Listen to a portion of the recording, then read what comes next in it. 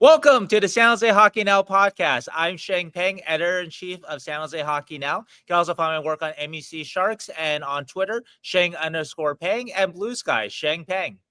I'm Keegan McNally. You can find me on Twitter at _hockey, my website, half-wallhockey.com, or at San Jose Hockey Now. This week, Sheng, we have some big news to talk about. But before we get to that, let's hear from our sponsor from you. Yeah, we're having an emergency podcast about Logan Couture stepping away from hockey. So forgive the bad lighting and all that stuff. But yes, our sponsor. So let's talk about our sponsor, Bring Hockey Back, bringhockeyback.net.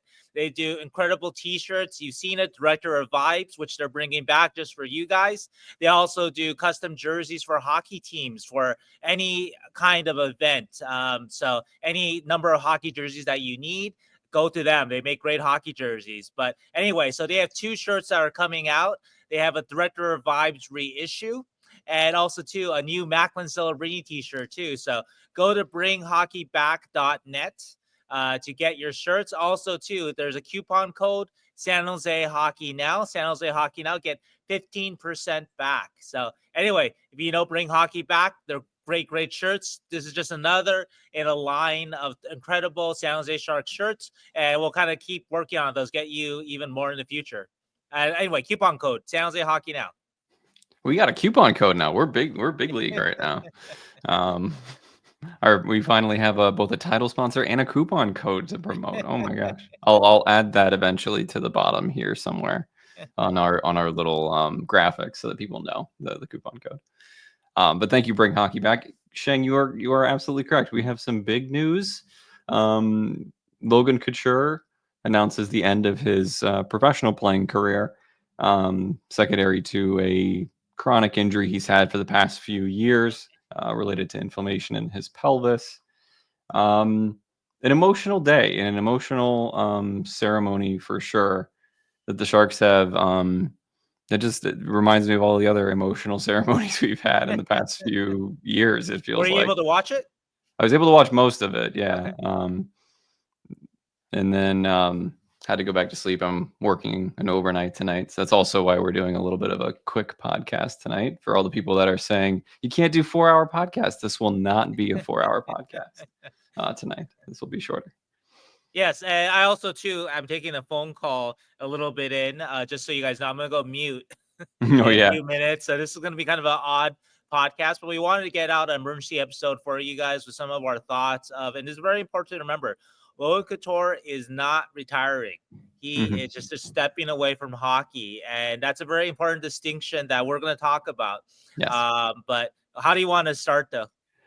Yeah, so I guess let's just talk about the ceremony, the way that this was presented. It felt kind of interesting. Like it didn't like I thought this was going to come in the summer, and then it's weird that they just did it like one game before the end of the season, and they were like, "This is the random, what is it, Tuesday that they were going to do this." I don't know where that came from. Do you know anything about that? That is a good question. I have not checked in on that, but I should. I do wonder about that too, as to why they picked this day in particular. Maybe just it could just be as simple as Logan didn't want to deal with it over the summer. He wants to move on with his life. Who knows? Yep. Could even be for cap reasons. I'm not really sure. I guess we should get this out of the way. We'll talk more about it a little later, but very, very clearly, though, Logan Couture is not retiring. The Sharks, his $8 million AAV is still on the books for the next 2 years. If Logan officially retires, he walks away from $13 million of cash over the next 2 years. He's not doing that, and you should not expect him to. If you do expect him to do that, you probably shouldn't listen to the rest of the show, because we just are not seeing athletes and the sport the same way, if I'm being honest. So in no way should Logan walk away from that. And so what's happening is his contract will remain on the books. If the Sharks need to go past, basically, if they go past the salary cap, then they can go into LTIR, long-term injured reserve, or if they need to, they can also trade the contract. But both of those situations are not likely because of two big factors. Number one, the salary cap is rising a lot. It's going up to $95.5 million next year officially, and then the year after that, I think the projected amount is 104 million in the last year of Couture's contract. So that's number one. The second thing is the Sharks aren't cup contenders. They're not really going to be up against the cap. And yes, they're going to try to improve the team this summer, but they're not likely to be up against the cap. And anyway, if they are, there are, like I said, there's the LTIR mechanism, and there's also just trading the contract mechanism too, to build out cap space. I just want to address that out the way first before anything. So because I think for a long time we were very used to. Maybe I'll talk about this on my alone segment during this podcast. We were very used to being up against the cap and worrying about these big contracts and everything, and it's all of a sudden not a huge deal. And the other way around too is that if they want to, they can use Coutures to get to the floor as well, because they still are like 38 million or something away from the floor this offseason.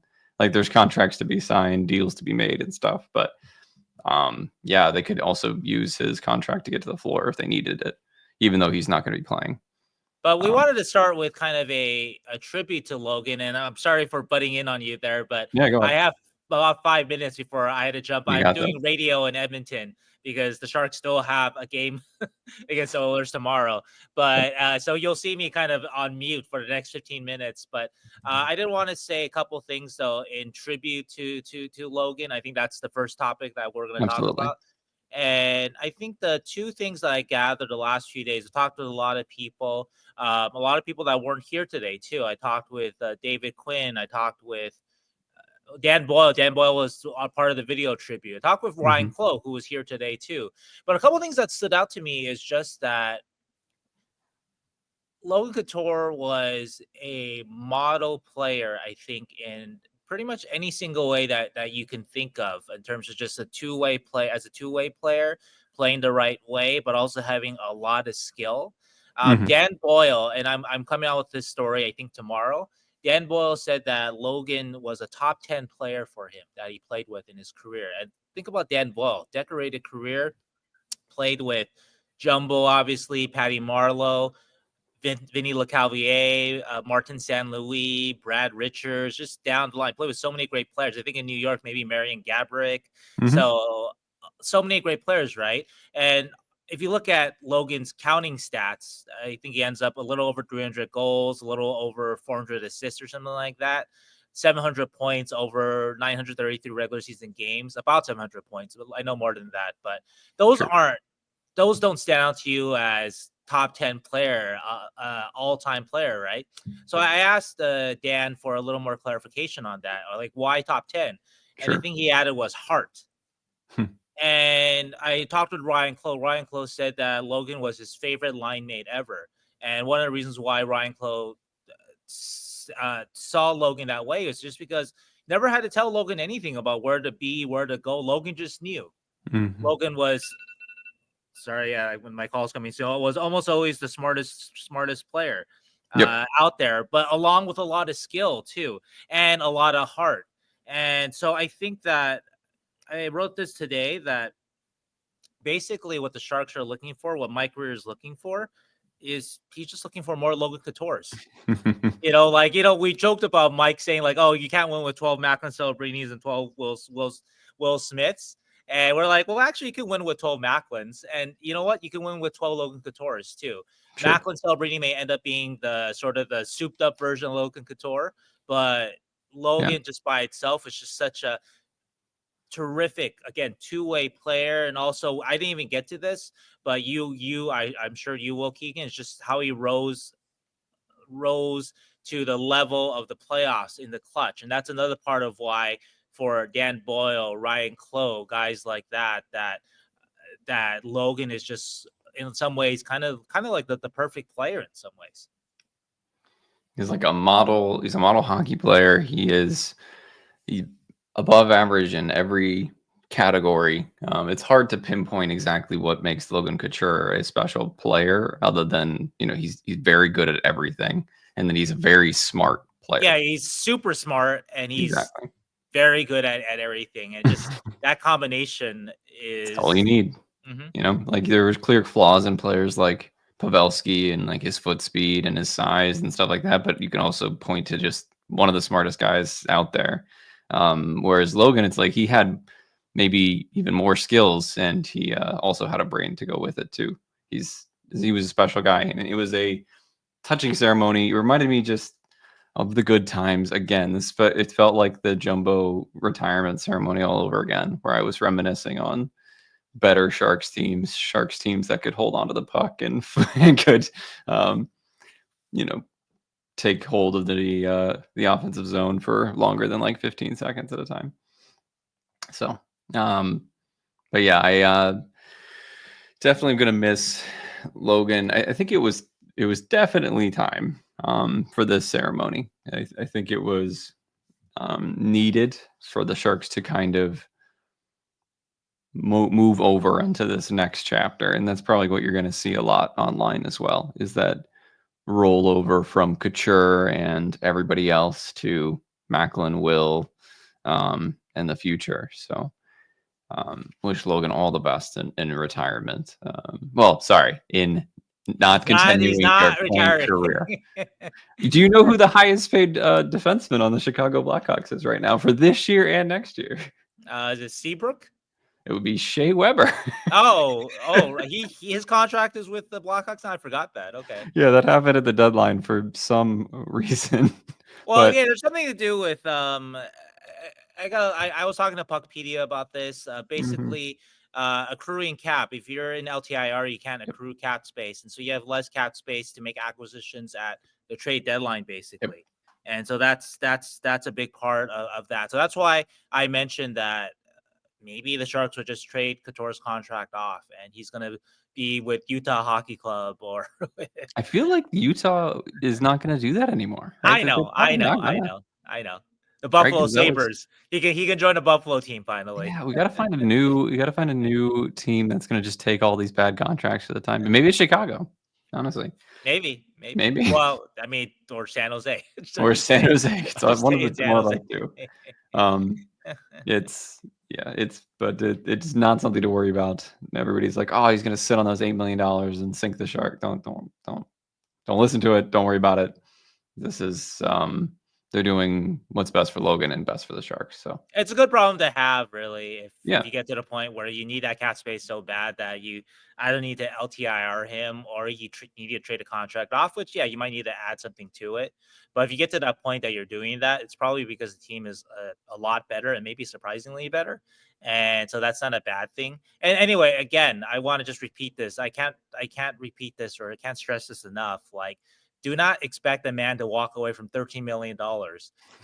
yeah, Do not even think that. It's the silliest thing. Of course, he wants to play. I mean, this is something that you can talk about if I had to go yep, soon. Like, he described just the ordeal that it was for him trying to come back, and every time he tried to push it, he would come out so hurt that. And he described some of the bad days where he couldn't get out of bed. And here's a guy that he's got 2 kids. He just had 2 kids basically over the last couple of years. His like kind of his everyday life is at risk, yep, and so he tried.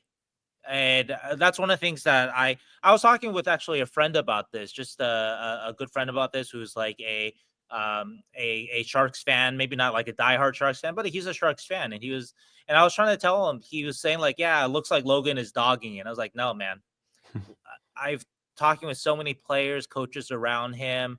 I spoke with David Quinn, and one of the things that David said was, he's just so sorry that he only had 1 year with Logan, yeah, one real year, one full year with Logan. And there isn't a guy, again, that's why I talk about the model hockey player. There isn't a guy that I know that wants it more than Logan. yeah, There might be guys who want it as much, right? That could be your Macklin, that could be your other kinds of players, but I don't know if there's anybody who wants it more. He's up there, and so if I were to, I don't know Logan like super well, right? I don't hang out with him, right? But if I were to guess, has Logan been dogging it, or has he been killing himself, or just mental torture because he has been able to be on the ice for the last couple of years? Definitely more in the other half, where it kills him. It kills him, and so that's yeah. So a guy should not walk away from that kind of money to go back to that part of it. and there should be a lot of respect paid, or just how painful it must be for him to not be able to come back with his injury. I know other players have come back from this injury, but there Yeah. are sort of differences of severity of the injury, right? Yeah. And so yeah. Anyway, I gotta go. All right. So So I will pick a topic and I will talk my ear off about it, I guess, to everybody. Um, this is going to be a fun segment for everybody. So a little bit peek behind the curtain. Basically, I've got to work overnight tonight, so I have to sleep most of the day today.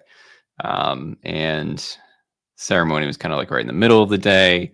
So we tried to pick a time to record. And this is what we landed on, to record right before I have to go into work. But that also means that I can't edit anything. So this is a one shot uploaded and sent into YouTube and StreamYard and all that. So you're getting Sheng is waving.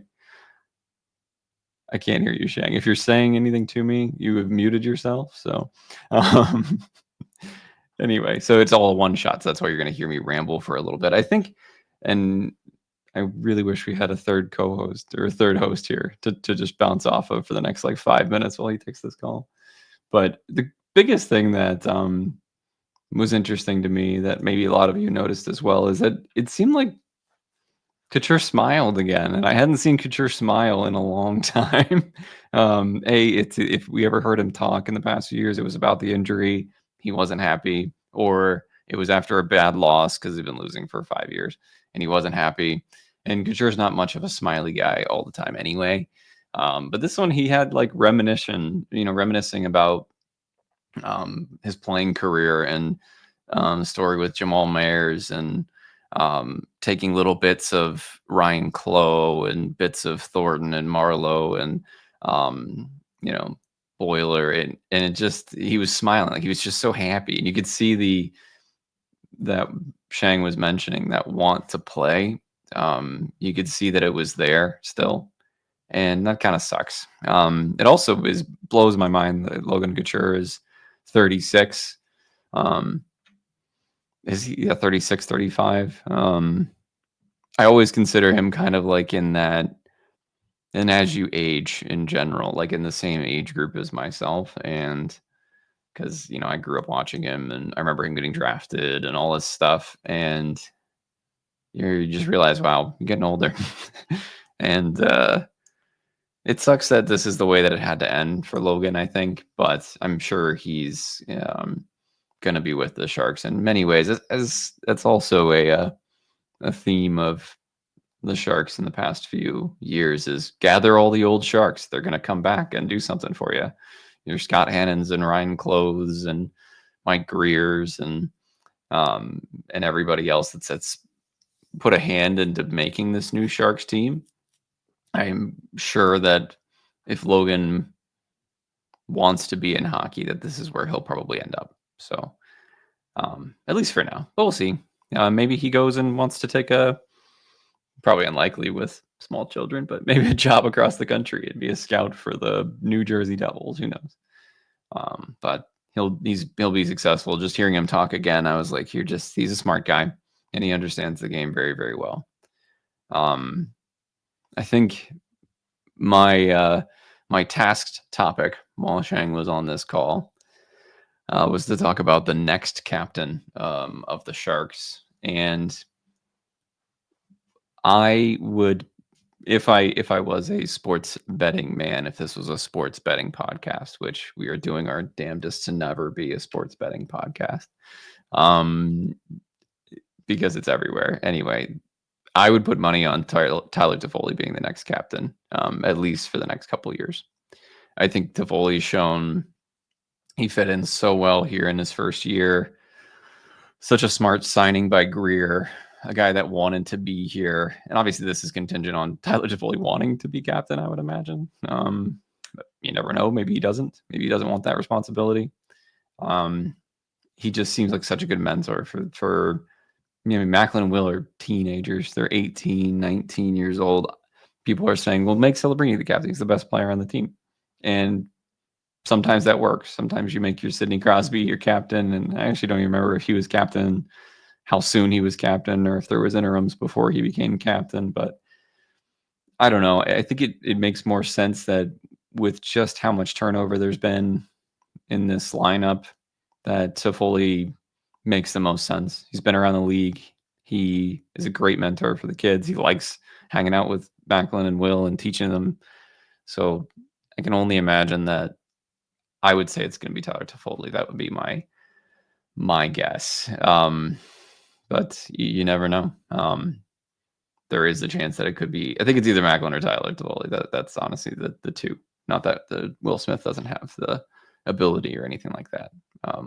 But I think those are the two guys that I would pick, with Tyler being the front runner. Also have to see what Sheng thinks when he returns from this mysterious radio call that he has.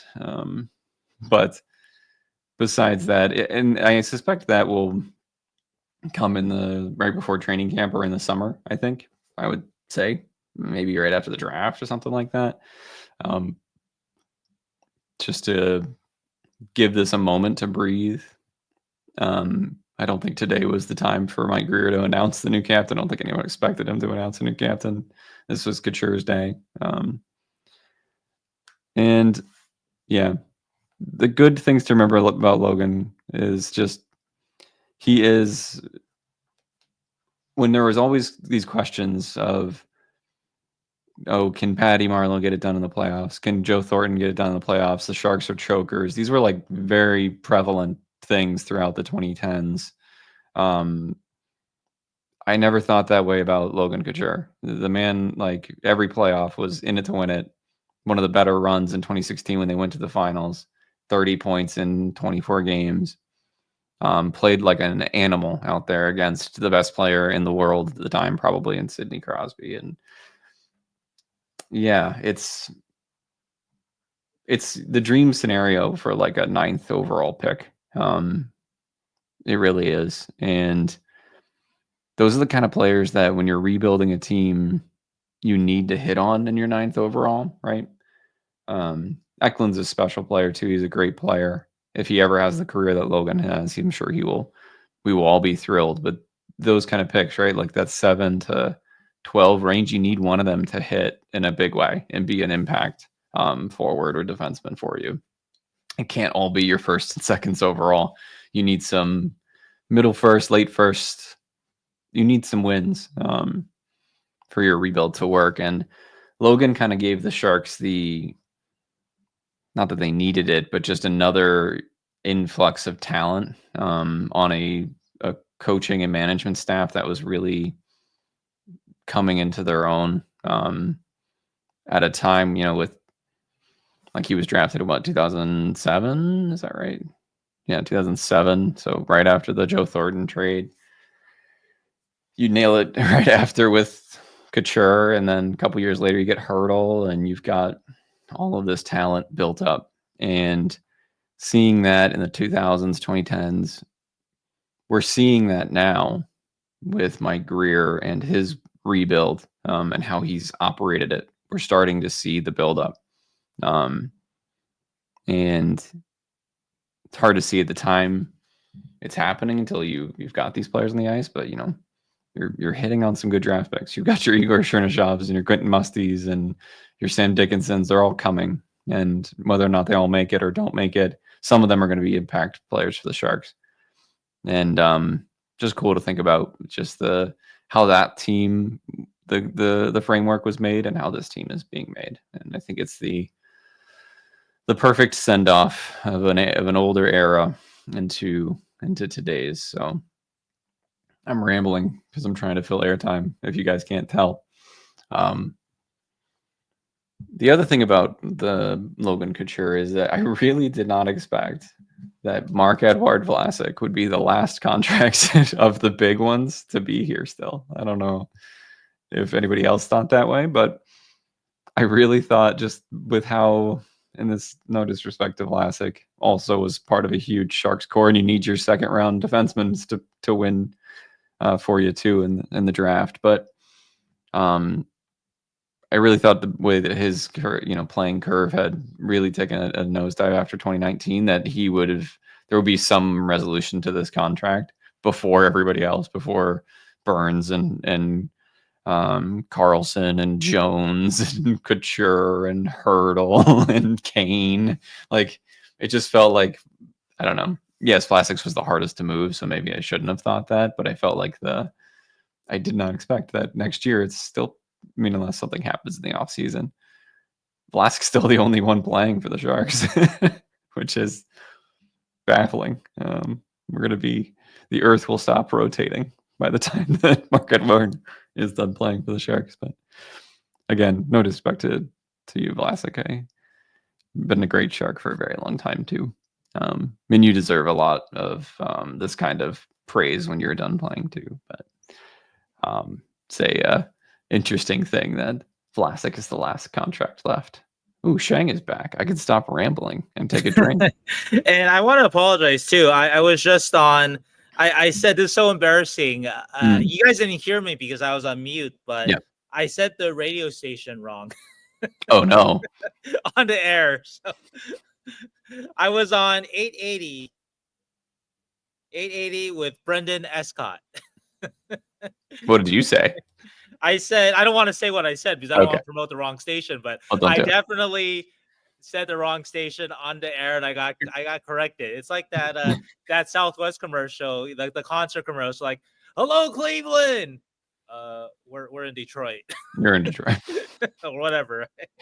So, well, I hope it was a good radio appearance then. I thought I brought some hot fire there, so I hope I did. I hope they have me back. If they had to pause for station identification afterwards. Yeah, if they don't, I understand. But I want to promote it though, so I did retweet it. So 880 with Brendan Escott. You can find my appearance on there just to tease it too, so you'll listen to it. Sure. I've talked about this a little bit, but not too much though. Macklin Celebrini and John Tavares and the New York Islanders, and I'll just leave it at that. So just to give you a tease to make you guys go listen to it. So love it. Back to Logan. So, Sheng, I revealed to the audience my pick for the next captain. Would you like me to tell you, or would you like to make your own guess and see if we were both the same? Oh, let me go. Okay. I think that Mario Ferraro is the most deserving, but they keep trying to trade him. Probably not him. So I'm gonna guess it's not gonna be him, but he is definitely the most deserving. Mm-hmm. And so it might end up being him because he's the most deserving, but they might trade him too. So I will say that it's going to be down to Gaudreau or Toffoli. Yep. And I know Toffoli is the popular choice. Yep. But I think it's 50-50 Gaudreau or Toffoli, really. I wouldn't say that. Yeah, I wouldn't say in my mind. This is just kind of guesswork. I haven't really looked into it. And we did ask Mike Greer about it today, but he wanted to, understandably so, keep everything focused on Logan today. So yeah, it's Logan's day today. Yeah. So it wasn't really time to get into that. There's other sleeper guys like Macklin, but I don't think that they don't seem like they're trying to shovel too much on Macklin's plate if they can avoid it. I could see them maybe making him an alternate captain, perhaps, but sure. I doubt that they make him the captain already.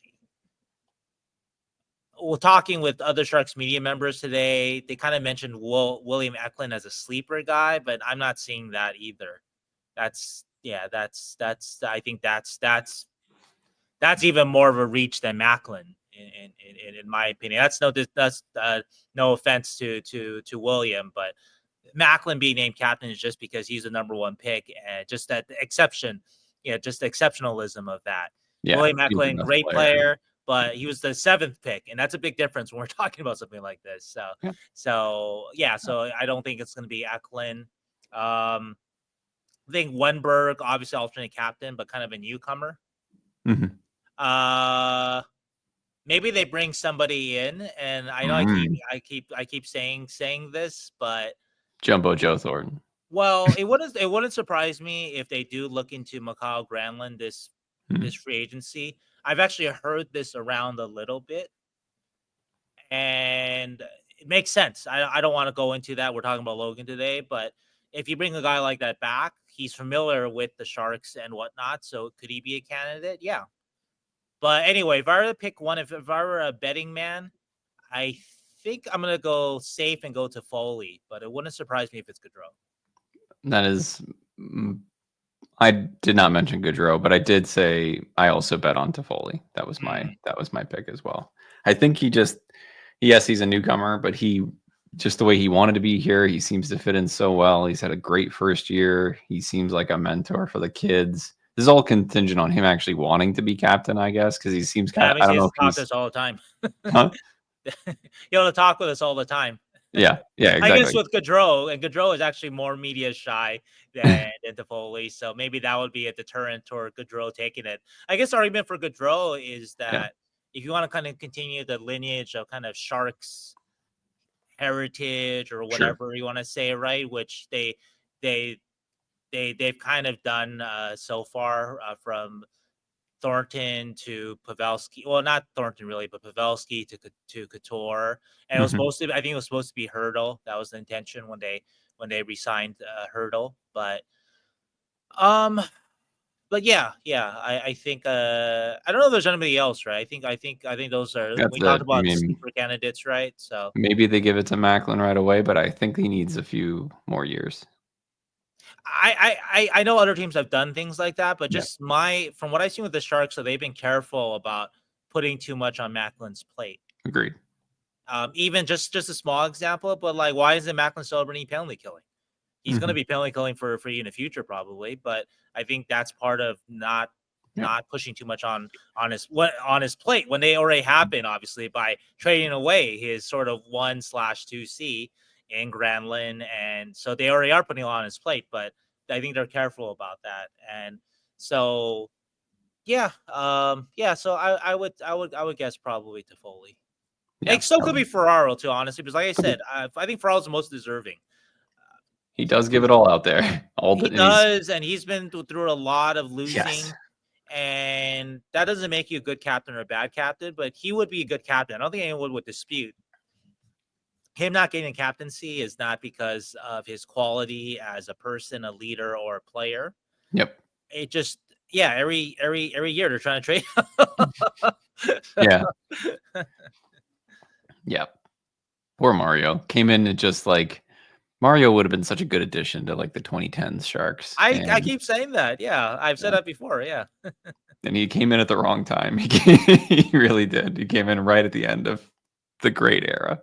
He could have been Justin Braun. He would have been a fan Mhm. favorite, Brendan Dillon type. Like he Yep. would have been top four staple. Just compliment whoever they People have would have there, liked Brent him. Burns, whoever, right? And Yeah. play a solid 20 minutes a night, kill penalties, let the other players handle the scoring, the Yeah. handle the load there.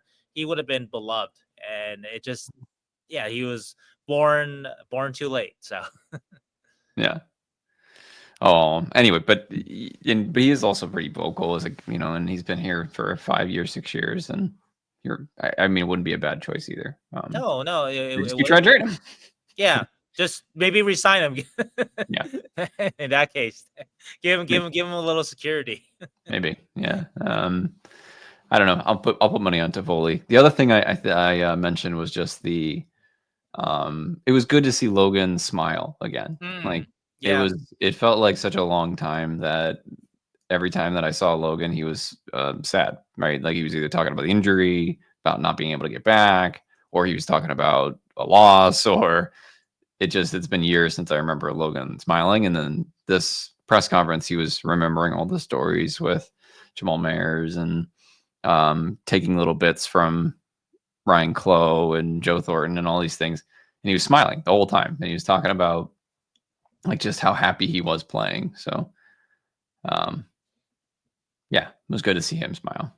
yeah. He talked about being at peace, and at least Mhm. today he seemed it. Maybe that's part of why it took a little while too, because he had to get to it too. Because he did mention that October, November, December, I think that he was training hard, still trying to get back, but he could just never string together a few days in a row a few good days in a row that he could even think about getting back on the ice.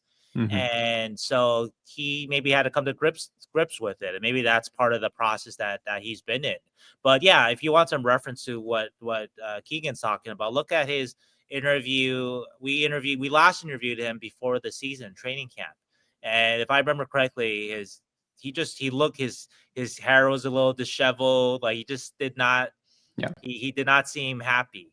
And actually, I found this too. I put this in a story that is coming out on NBC maybe right now, and I'll also put on San Jose Hockey Now. But uh, if you look for it on the San Jose Hockey Now YouTube, I actually was there in Anaheim for Logan's last game, and he referenced that a lot today. That how much pain he was in that game, how much pain he was playing through. He mentioned today too that after the game, he kind of looked around the locker room because he was in so much pain that he kind of had a sense that this could be his last game. Basically the gains he had made to be able to play, he had that had reversed itself. The gains he had made annihilated physically had reversed himself that night against Anaheim. And of course, I didn't know all this. I was the only Sharks reporter there in Anaheim. And if you look back on the interview, I at least I didn't ask anything super dumbass, but I was like, man, if I wish I could ask him something just about how he's feeling or something that day. Because the last question I asked him, I actually watched the interview today. You can find it. It's from January 31st. It's in, like I said, the NBC story, but also too, you can just find it on the San Jose Hockey Now YouTube. January 31st, 2024. The last question I asked him was, it was William Eklund's second game at center because they're trying that out back then. That was my last question I asked him. I just asked him, hey, how did Eki look at center? And because I just thought, well, I'm gonna see him again. They were actually going into some kind of, I think it was what break it was, Olympic break or some kind of break. Or maybe it's just a bye week. All-Star, maybe. And the All-Star / bye week. And the Sharks were supposed to come back from that bye week with potentially Couture, Hurdle, and Sturm healthy, right? That was the big deal, right? And Granlund too, I think, right? So it was supposed to be like all their centers finally this season. None of those centers, those four centers didn't play together the whole season. So anyway, I just looked back at an interview, and it was just what that interview was. If you look back on it, was you look at it, it has now that historical significance in Sharks history. It's again Logan Couture's last interview as a Sharks player, but also too that, and he kind of addressed it at the end there. He talked to his teammates who were still sitting there, and he was like, "Hey, you never know when it's going to end." And that moment when I'm talking with him, I just assumed I would see him again. That okay, if he's a little banged up or whatever, that he'd be back in a couple months. He'd be back in whatever amount of time. And so you just don't know when it ends. And there's something poignant about that. Very real when you talk about Logan Couture's career. One of those careers that, and I imagine you touched on this, that really ended too soon. Here's a guy that his last healthy season was pretty much as good as ever. I know he had maybe had like a season or two where some people were like, he's slowing down a little bit, but his very last season, healthy season, was a terrific season. And that he's a guy that should have gone over 1,000 games easily, should have played more playoffs. I think the long-term hope with Couture was that somehow he was going to be on your next good Sharks teams. And he might not be your first or second line center anymore, but we actually talked about this on the show, I think. Many times. He would be a guy that would segue into, just because of how smart a player he was, how good a two-way player he was, how committed he was to doing anything to help the team win. And that's what Logan said too, that's what he wanted to be remembered as, a guy who would do anything to help the team win. And I think he did achieve that he would have been a possibly ideal, perfect 3C or even maybe 4C in the last year of his contract for a winning team. And that would have been great. That would have been just sort of a perfect way to pass the torch. But anyway. To get more outlandish player projections, because those are always fun. I called, obviously, Igor Chernyshov, the Russian Mark Stone. I'm going to call Michael Misa the slightly faster Logan Couture. So that's the if you're excited about, Michael Misa in the upcoming draft, or if we don't get Schaefer, Michael Misa has a lot of those elements, just above average to better at almost everything. He's also just a touch faster than Couture, I think, as well, but just smart hockey player. So, if we miss out on Schaefer, there's still a good player in Michael Misa, and also the other guys that are up near the top anyway. He Well, just sometimes better not drop to number 3. yeah. Or we drop to number 3 and we'll get somebody else. Porter Martone, probably. Who knows? But anyway, I don't have much more to say about Logan. I was just happy to relive some fond memories in that 2016 Cup run, which seems so long ago. Like, I just can't even picture it in my brain. How long ago that was. And then the 2019, obviously, with Vegas, he mentioned both those series as two of his highlights of his playing career. So, it's tough. He was a great playoff performer. And I also mentioned this. It's like, if you remember, and I don't remember if you were reporting with the Sharks then, you weren't, I don't think, but like in the early 2010s, it was always this like, no, it wasn't. Yeah. Can Patty Marleau and Jumbo like carry the Sharks in the playoffs, right? Like there was always like, are there playoff chokers? Like the Sharks are. Sure, I remember always that. choke. Yeah. And that was a national thing, but it never felt that way with Couture. Couture was just bringing it every playoff, it felt like. Yeah, there is something there about players that just they don't feel the moment. And Ryan Clowe said today that he felt like Logan really like kind of embraced the moment, maybe more so than other people. More than me. I was talking to Clowe about that. I was like, yeah, if it was me, I would have been overwhelmed.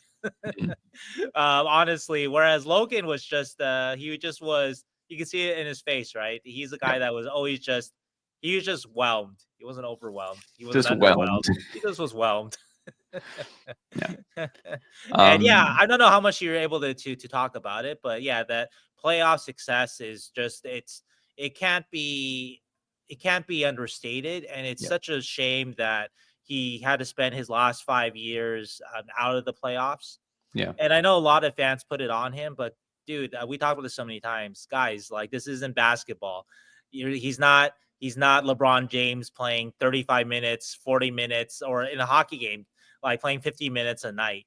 He can't change the fortunes of an entire team. Hockey is 4 lines, obviously, 18 skaters.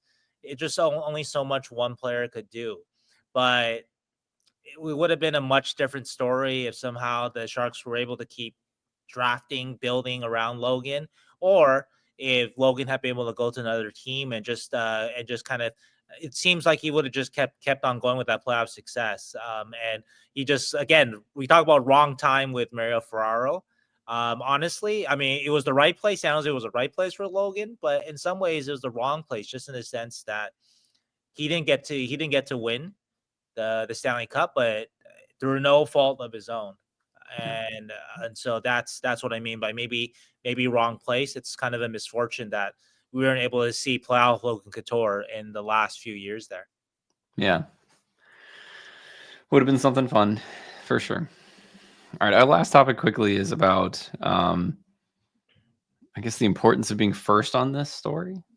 Yeah. I let something that's been brought up a lot. I don't know if you noticed it at all. I did. So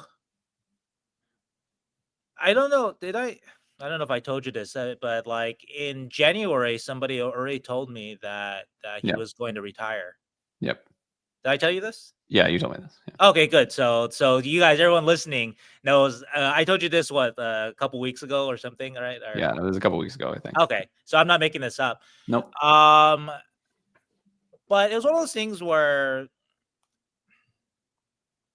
at least my philosophy or thinking, and I don't know what you guys, everyone else is listening, what you guys think, but it's basically it's not a retirement, but it's basically his retirement announcement, and I didn't feel the need to break it.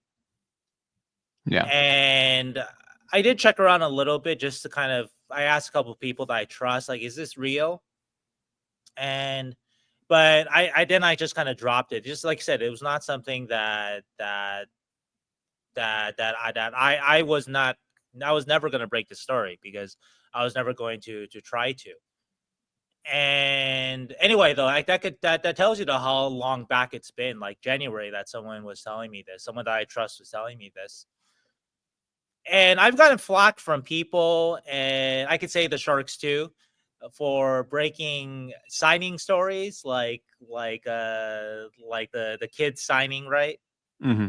Um, for writing things about just the sort of like room kind of things, like locker room reputations of players before they come to the Sharks, or even when they are with the Sharks organization or whatever, right? So I've gotten flack from agents, from the team, from whatever, right? And I think for those kind of stories, though, like injuries, for example, and injuries, I sort of understand that players don't want out there, but they're actively playing, and I kind of think it needs to be reported. People need to know that Macklin Celebrini has a hip injury, which is what I was the one who broke that story. Signing stories, trade stories, like I do think the player should know first. Like a player shouldn't find out about a trade through me on Twitter. But once a player knows, though, that's the guy that needs to know. Then it becomes my story, and then I do my job as a reporter. But retirement is, yeah, that's not one that I ever was going to touch. And Hmm. yeah, I the only I'll say about, is Frank Cervoli that had it first, Sure. officially, was that I really hope that he got the okay from Logan, from his agent who also happens to be actually John Thornton, Joe Thornton's brother. But I don't know that he did it. Hmm. So a lot of people are mad at Frank online, and he may have gotten that sort of that go ahead. Because kind Sure. of once that press conference is announced, then people will start digging, and maybe somebody else would have put it out there. And anyway, like I said, if I heard all Did the way so back did in January, I'm did not the only Frank? Sorry, person. did Frank put it out before the Sharks announced the press conference or no? After the press conference, after Okay. the Well, at announcement. least it was that then. Yeah, so I'm not sure about that part of it, but I guess I bring it up though just to kind of mention that, like, I guess if you guys are listening, like, if it matters to you guys, I do have a line, Yeah, it wasn't like and that's not one that I want to cross. I do believe that, um, yeah, that should be just left to the player. yeah, it doesn't seem like the kind of thing that you really want to spoil in any way. And that was something that you mentioned too. So in case Yeah, anybody was but curious. but again, I did want to add a part that maybe Frank got the go ahead, and so if he Yeah. did, then that's fine. And I don't expect, again, the reporter who breaks it doesn't need to say, "Oh, I got the go ahead." He can or not, but yeah, I do think Hmm. that yeah, that's. I guess to quote The Wire to close out, because I've been watching a lot of The Wire. Man's got to have a code. Man's gotta have a code. And so yeah, Can you hear us an alarm going off in the yes, I background? can. Is Okay. that yours? That is my phone in the other room telling me I need to wake up, which means we need to end the podcast. Because you're going to work. Yes, because I'm going to work. Okay. But I yeah, anything else to say about Logan? I wish him all the best in his we'll call it the extra playing career, whatever happens after the Mhm. playing career. Um and I'm gonna go with Captain Tyler Toffoli as our next captain. Yeah, I guess I would close with Logan. Whatever he wants to do post hockey. Again, that his. If you guys haven't watched it, you should just watch his opening statement. It's 15 minutes. It's hilarious. There's stories that I've never heard. Like, he tells a great story about. I'm sure that you haven't heard either. He tells a great story about in ninth grade. and his teammates, they wanted to go to the dance, and Logan's like, no, I want to play hockey. I want to go to practice. Yep. And so and then I guess someone's mom says, well, of course Logan didn't want to go to the dance because he can't take his hockey stick to the dance. Yeah, I can't dance with a stick. And that just tells you a lot about Logan and how much he loves hockey.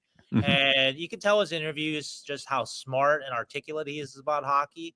So whatever he's going to want to do in this field, I think he should be able to do, be it coach or management or whatever, even TV, because Logan consistent. I could just say personally myself, and I'm glad that I was able to just shake his hand for a second and thank him for this. That through all the years of the Sharks, you guys have seen a lot of kind of big personalities, big stars, right? And Logan's a guy that would always stop and talk. Logan's a guy that would always give you a thoughtful answer to your question. And that's part of the reason why he was made captain, right? There were a lot of tough years with the Sharks, right? But Logan would always step up and answer our questions after whatever dumbass loss by the Sharks, especially in these last few years. And when he wasn't in that situation, the awkward we just lost situation, he was, of course, even better. And so one of the really the great media guys, I guess, for the Sharks, just in terms of just being thoughtful about the job, being thoughtful about his answer and whatnot, and along with having that heavy responsibility of being the guy. And so that combination of just just being really easy to work with and and telling us describing things for the media just so you the fan would get it. There's really he's really up there, one of the best that I've dealt with. And so again, if he wants to go to TV too, I think that's something that's very very doable for him. So anyway, the Yep. future is wide open for him. I know his hockey playing career is over, but the rest of the future is wide open for him. And so yeah, I'm excited to see what he does next in the hockey world. But until then, though, obviously, best of luck with his two kids, Caden and Kaya, and his wife Brielle. And we'll see him down the road. I think it will be this will be my close at some point. If we could get him back on the podcast medically, I'd like to ask him like just all about the treatments and that kind of thing. But that's not today's, event. But it's just an interesting because it does seem to plague other hockey players as well. He's mentioned like Connor Murphy. Right. And then Connor Murphy, I did interview with Connor Murphy. If you Yeah. guys want to look back on it, in October when the Sharks were there, he actually mentioned like Jacob Middleton went through it and a couple Yep. other guys, but obviously those guys are all playing, and so just the severity of this one Interesting. is awful. Yeah. All right. That's going to do it for this week. We will be back after the end of the season, probably after the Sharks have exit interviews to talk about all sorts of, who knows, come and goings, signings, not signings, who knows. But many, many thoughts, I'm sure, after the exit interviews and the end of the season, the beginning of the playoffs, which would be fun to talk about as well. So I hope you all have a good week. We will see you next time. Bye, guys.